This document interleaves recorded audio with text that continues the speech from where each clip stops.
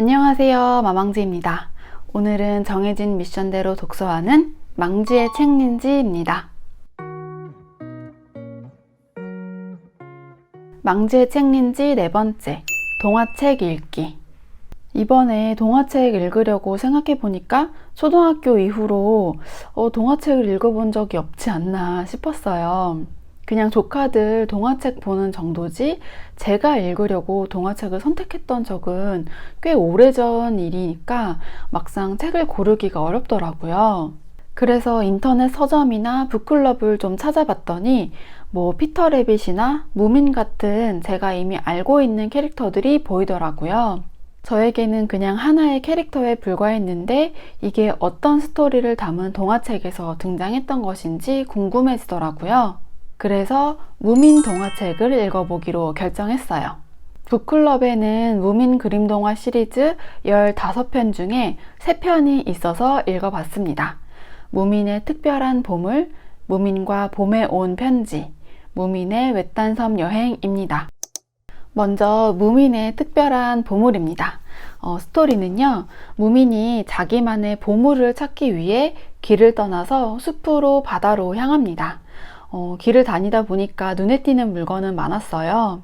길에서 본 멋진 것을 내 보물로 해야지 라고 생각하다가도 무민 자신보다는 친구들에게 더 잘 어울릴 것 같은 거예요. 그래서 친구들에게 줄 생각으로 챙기다 보니까 어느새 한가득 채워졌어요. 그런데 정작 자기만의 특별한 보물은 보이지 않고 심지어 깊은 숲속에서 길을 잃고 맙니다. 멋지고 아름다운 것을 발견한 뒤에 자신보다 더 필요할 것 같은 친구, 더 잘 어울릴 것 같은 친구를 떠올리는 무민을 보면서 예쁜 우정을 느낄 수 있었고, 또 친구들에게 관심이 많은 무민의 그 마음씨가 되게 훈훈하게 느껴졌습니다. 그리고 이 책은요, 제목처럼 특별한 보물에 대해 이야기하는 책인데 그 보물이란 것이 꼭 어떤 물질적인 것만은 아니라고 말하고 눈에 보이지 않지만 너무 소중한 가치들에 대해서 생각해 볼 수 있게 만들어주는 내용이었습니다. 그 다음은 무민과 봄에 온 편지입니다. 무민의 친구인 스너프키는 겨울이 다가오면 여행을 떠났다가 봄에 다시 돌아오는데 이번에는 봄이 온 지 한참 지났는데도 소식이 없었어요. 시간이 갈수록 무민의 걱정은 더해만 갑니다. 그러던 어느 날 스너프킨으로부터 다이아몬드 들판에서 만나자는 편지가 도착했어요. 그래서 무민은 친구들과 함께 다이아몬드 들판으로 모험을 떠납니다. 이번 이야기에서는 계절의 변화와 자연의 모습을 생생하게 느낄 수 있었어요. 다이아몬드 들판으로 향하면서 아직 녹지 않은 얼음도 있고 또 아침 햇살과 동굴 그리고 들판까지요. 이렇게 다양한 장소와 자연의 모습이 등장해서 더욱 재밌게 읽었던 것 같아요. 이번 책은 첫 번째 것보다는 글도 좀 많은 편이고 조금 더 입체적인 스토리였습니다. 이게 시리즈 중에서 후반부에 속하는 책이어서 그런 것 같아요. 그리고 무민이 부모님 없이 친구들끼리만 모험을 떠나는 성장된 모습도 볼 수 있었어요. 마지막은요, 무민의 외딴섬 여행입니다. 무민 가족은 햇살이 따뜻한 어느 날 배를 타고 섬 나들이를 떠났어요. 반짝이는 모래밭과 깊고 푸른 바다, 하늘과 수평선이 멋지게 보이는 곳이었죠. 하지만 하늘이 금세 어둑해지고 파도가 거칠게 들썩이기 시작했어요. 그런데다가 타고 왔던 배까지 파도에 떠내려가고 말았습니다. 무민 가족은 집으로 돌아가기 위해서 함께 방법을 찾기 시작합니다. 무민 가족은 이렇게 외딴 섬에 갇혀버리는 최대의 위기를 맞이합니다. 하지만 당황하지 않고 또 누구도 불평하지 않고 각자 그 상황에서 힘을 합쳐서 대처합니다.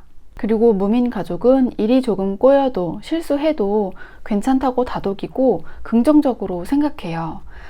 긍정적인 자세는 위기를 모험으로 추억하게 만들고 그리고 또 다른 모험을 기다리게 만들어주는 것 같아요. 이런 부분에서 긍정적으로 사고하는 어떤 삶의 지혜를 다시 한번 배우게 된 것 같아요. 네, 이번에는 이렇게 동화책을 읽어봤습니다. 제가 사실 이렇게 책린지가 아니었으면 굳이 동화를 찾아 읽지는 않았을 것 같아요. 그리고 무민도 그냥 하나의 캐릭터로만 알았을 텐데 이렇게 개성이 강하고 재미있는 이야기 속의 주인공으로 만나서 되게 기쁘더라고요. 무민은 핀란드 동화로 토베 얀소온이라는 작가에 의해서 쓰인 책이에요. 1945년에 첫 동화가 출간되었고요.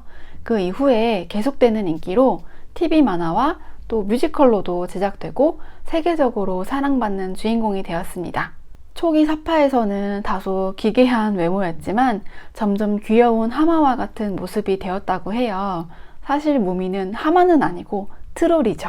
근데 무미는 좀 철학적인 부분도 많고 잔잔한 감동을 주는 이야기가 많다고 하더라고요.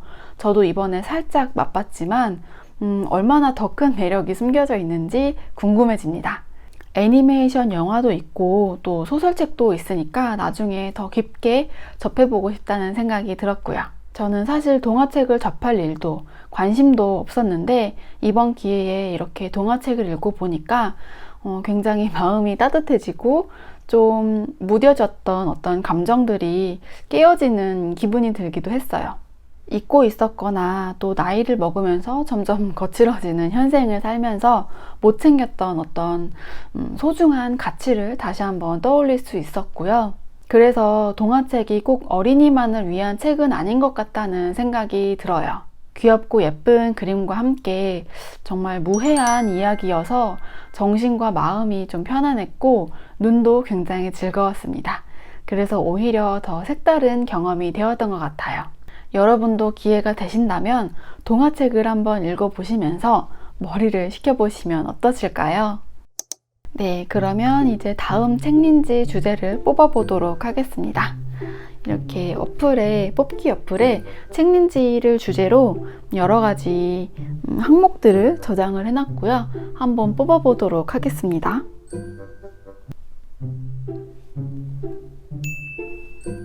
작년 베스트셀러 읽기. 사실 작년에 베스트셀러를 많이 챙겨서 읽지는 못했거든요. 근데 이렇게 된 김에 작년에 놓쳤던 인기가 많았던 베스트셀러를 찾아서 또 재미있게 읽어보도록 하겠습니다. 그럼 오늘 영상은 여기서 마칠게요. 시청해주셔서 감사하고요. 영상이 좋으셨다면 좋아요와 구독도 부탁드립니다. 그럼 다음 영상에서 봐요. 안녕!